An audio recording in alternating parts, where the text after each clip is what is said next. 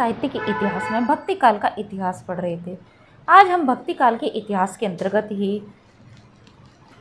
कुछ ज्ञानाश्रयी काव्यधारा से संबंधित तथ्य पढ़ेंगे। ठीक है, ज्ञानाश्रयी काव्यधारा किसके अंतर्गत आती है?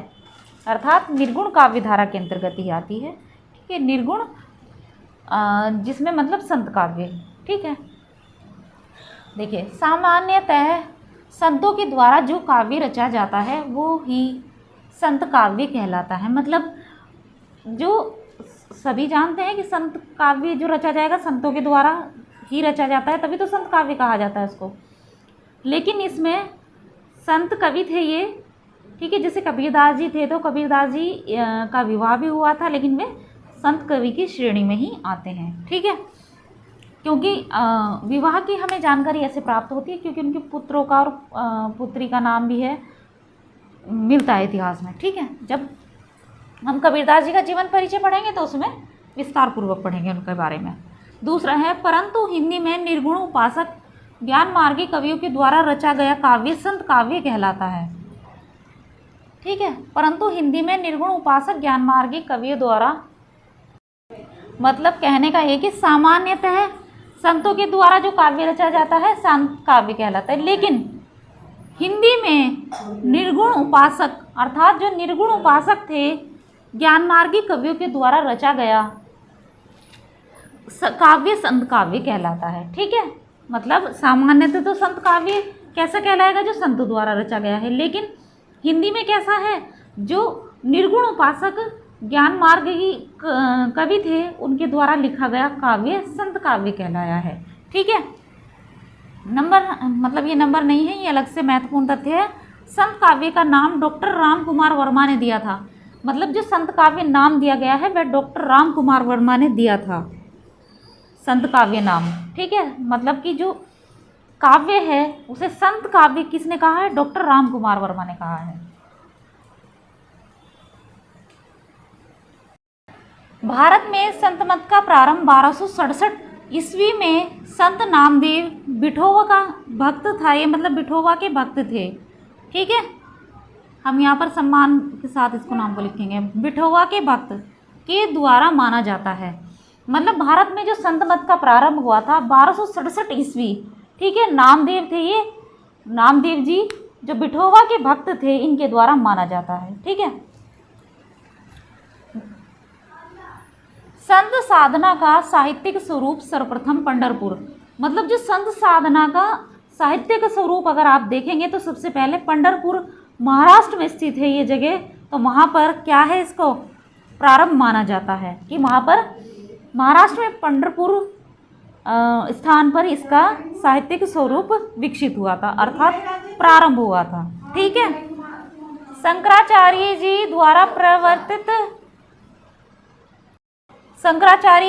परिवर्तित अद्वैत दर्शन को संत काव्य का मुख्य आधार माना जाता है। मतलब जो शंकराचार्य जी हैं इनके द्वारा परिवर्तित अद्वैत मत अर्थात अद्वैत दर्शन इनका को ही संत काव्य का, इसको ही संत काव्य का मुख्य आधार माना जाता है। ठीक है, मतलब जो शंकराचार्य जी हैं इन्होंने क्या किया कि इन्होंने परिवर्तित अद्वैत दर्शन, ठीक, संत काव्य का जो मुख्य आधार है वो इनके द्वारा परिवर्तित अद्वैत दर्शन को ही माना जाता है। इस अद्वैत दर्शन में 3 सूत्र प्रयुक्त होते हैं। 3 सूत्र कौन कौन से हैं? ब्रह्म सत्यम जगत मिथ्या। मतलब ब्रह्म सत्यम जग मिथ्या। ब्रह्म अर्थात ईश्वर सत्य है, जग कैसा है? झूठा है। दूसरा है सर्व खलविदम ब्रह्म। मतलब सब कुछ क्या है? ब्रह्मा है, ईश्वर है। और नंबर तीसरा है अहम ब्रह्मस्मि, और मैं क्या हूँ? ब्रह्मा हूँ। अहम ब्रह्मस्मि, मैं ब्रह्मा हूँ। ठीक है, तो ये 3 सूत्र किसके द्वारा दिए गए हैं? शंकराचार्य जी द्वारा दिए गए हैं। ठीक है, और इनका क्या है? अद्वैत दर्शन है जो संत काव्य का मुख्य आधार माना जाता है। संत संप्रदाय विश्व संप्रदाय है। ठीक है, जो संत संप्रदाय है वह पूरे विश्व में फैला हुआ संप्रदाय है। ठीक, और धर्म विश्व धर्म है। धर्म कैसा है? विश्व धर्म है, अर्थात विश्व में प्रचारित जो धर्म है वह धर्म है। ठीक है, मतलब कहने का है कि और धर्म क्या है? विश्व धर्म है। इस विश्व धर्म का मूल आधार है हृदय की पवित्रता। मतलब संत संप्रदाय विश्व संप्रदाय है। ठीक है, धर्म विश्व धर्म है और इनका मूल आधार क्या है? हृदय की पवित्रता है। इन सब का मूल आधार क्या है? हृदय की पवित्रता है। ठीक है, संत काव्य की प्रमुख विशेषताएं, धार्मिक विशेषताएं। ठीक है, ये क्या है? हमारी धार्मिक विशेषताएं हैं।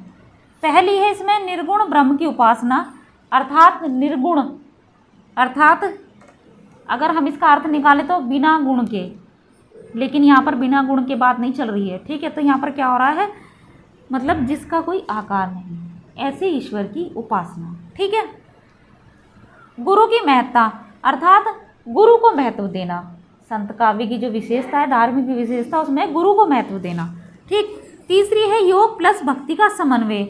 मतलब इसमें अगर आप भक्ति कर रहे हैं तो उसमें योग का भी महत्वपूर्ण स्थान है। ठीक है, नंबर 4 है आडंबरवाद का विरोध। आडंबरवाद मतलब दिखावटी भक्ति, ईश्वर पूजा का विरोध किया गया है। ठीक है, नंबर 5 है इसमें अनुभूति की प्रामाणिकता व शास्त्र ज्ञान की अनावश्यकता। मतलब अनुभूति की प्रामाणिकता की अनुभव, आपको ऐसा लगेगा कि सामने ईश्वर हैं, आप ऐसा कहेंगे तो इसको क्या कहा गया है? प्रामाणिकता की अनावश्यकता बताई गई है। किसकी आवश्यकता नहीं है?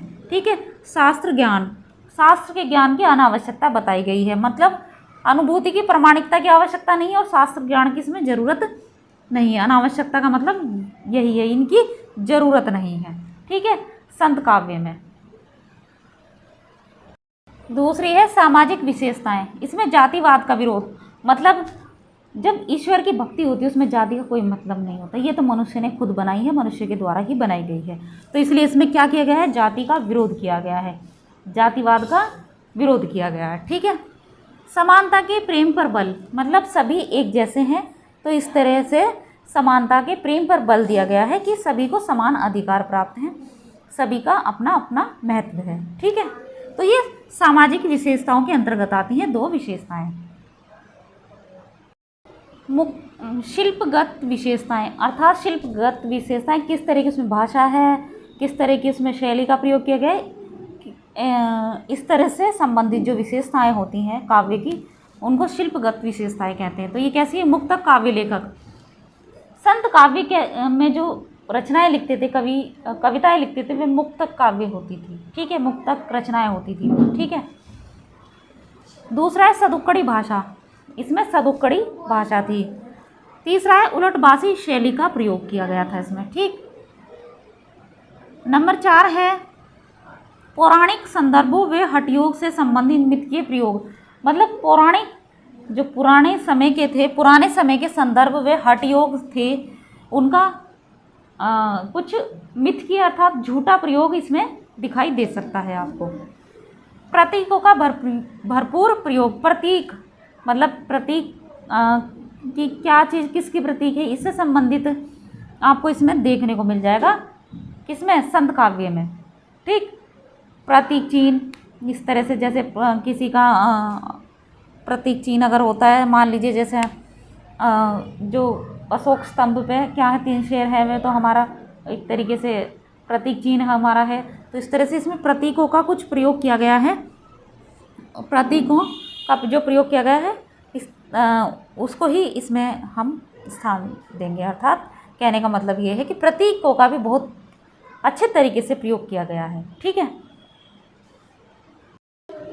प्रमुख संत कवि। ठीक है, प्रमुख संत कवियों में सबसे महत्वपूर्ण स्थान है, जो सबसे पहले स्थान किसका है? कबीरदास जी का है। ठीक है, उसके बाद आते हैं नामदेव। ठीक है, नंबर 3 है हमारा रैदास, नंबर 4 है Saina, number 5 Sadna, number 6 Dadu Dayal, number 7 Malukdas, number 8 Sundardas, number 9 Guru Nanak, number 10 Haridas, number 11 Rajjab, number 12 Anantdas, number 13 Singa, number 14 Dharmdas. तो इन संत कवियों के बारे में अब हम सभी के बारे में विस्तार पूर्वक पढ़ेंगे। ठीक है, जो हमारे सुंदरदास है, अभी टीजीटी परीक्षा में इसी से प्रश्न बना हुआ है, ठीक। और कबीरदास जी से तो भले ही किस तरह का भी प्रश्न हो तो आ ही जाता है किसी ना किसी रूप में, लेकिन अब इस बार टीजीटी परीक्षा में इससे प्रश्न बना हुआ है, सुंदरदास जी से। और धर्मदास कौन है? जिन्होंने कबीर दास जी की रचनाओं का क्या कराया था? संकलन कराया था, ठीक है। तो इनके बारे में हम विस्तार पूर्वक पढ़ेंगे प्रत्येक संत कवि के विषय में।